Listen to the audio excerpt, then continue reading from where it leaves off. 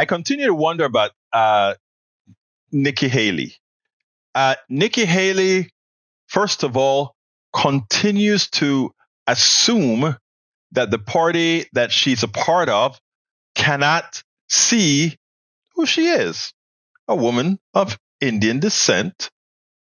But she thinks that somehow not talking head on about some of the issues in her party with regards to overt racism isn't something to talk about.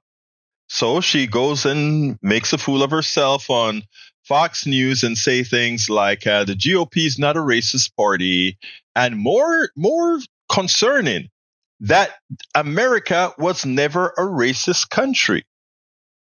I guess slavery wasn't a racist event or a racist period. I guess the Trail of Tears was not proof enough that, oh yeah, we may have racist tendencies. I guess the treatment of the Chinese who built the railroad across the Pacific to the entire railroad, that doesn't make that point.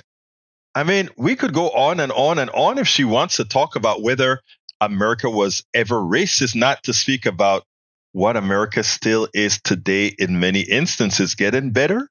Yes.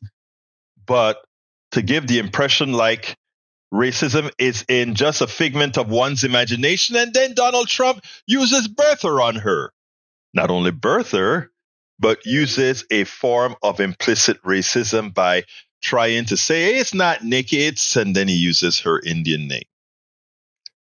And again, America in the long run doesn't like somebody who doesn't know who they are, doesn't like somebody who fails to see the truth, even if they themselves don't like to hear. They want somebody that can tell the truth. Like Trump being the exception, of course. Trump have the right pedigree to work on the carnality of some, but as many politicians have already found out, Trump is the exception for a specific reason that goes out of scope with this particular post.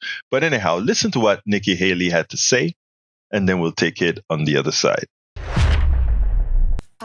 Trump is still lobbying attacks, of course, at his opponents after initially saying, let's all come together after he won Iowa. And now he's referring to Nikki Haley by her formal first name, which is Nimrata. Yeah. I mean, that seems pretty obvious what he's trying to do, no? Yeah, he did it for Barack Obama in talking about this Kenyan running for office and the birtherism. He believes it worked for him then. He's going to try it now. He's already done it when he talked about her heritage and her ability to, and perhaps her inability to run for president because of her Indian heritage. Now, having said that, it puts Nikki Haley in a tough position because she has downplayed her background consistently. She couldn't even say the word slavery, and she just said America was not a racist country. Right, which we have sound of. Let's play it. Are you a racist party? Are you involved in a racist party? No.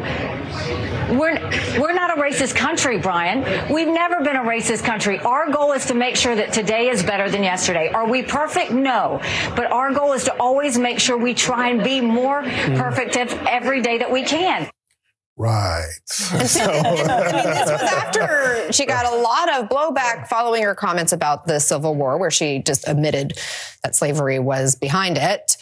She must think this works for her, though. Well, actually, if she really wanted to make a difference in her campaign, she'd come out hard on Donald Trump on this. She would say, I'm proud of my full name. Here it is, Donald Trump. That's what concerns you?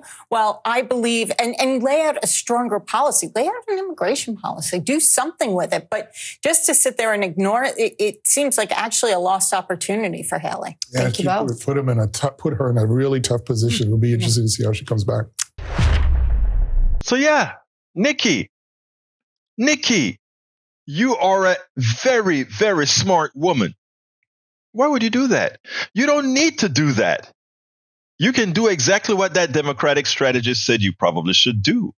Lean into it, just like Obama leaned into it. Lean into it. People, the vast majority of Americans, whether they have prejudices in the long run, are good people. That's the only way Obama could have been elected. Was everybody that Obama elected not racist? No, not at all. But they knew he knew who he was. They also knew that he knew who they were, and they also knew that in the aggregate he was going to do what's right by them. But if we don't know who you are, or you don't know who you are, and you have a problem acknowledging realities in America, most people, maybe not MAGA, but most people cannot possibly fathom who you are or what you ultimately could do for them. We spend a lot of time deconstructing the news, trying to parse it into a form that everybody can understand. We try to find those little nitpicks where it flies above the fray, etc. If you really like these videos that we do, I want to ask a big favor. Please go ahead. Number 1, subscribe to our channel. And number 2, please join if you can. Thank you so kindly for watching. Keep watching. Please remember to share. We must populate the entire internet with our progressive message, a message that we know is what most Americans say that they want. So help us, please join.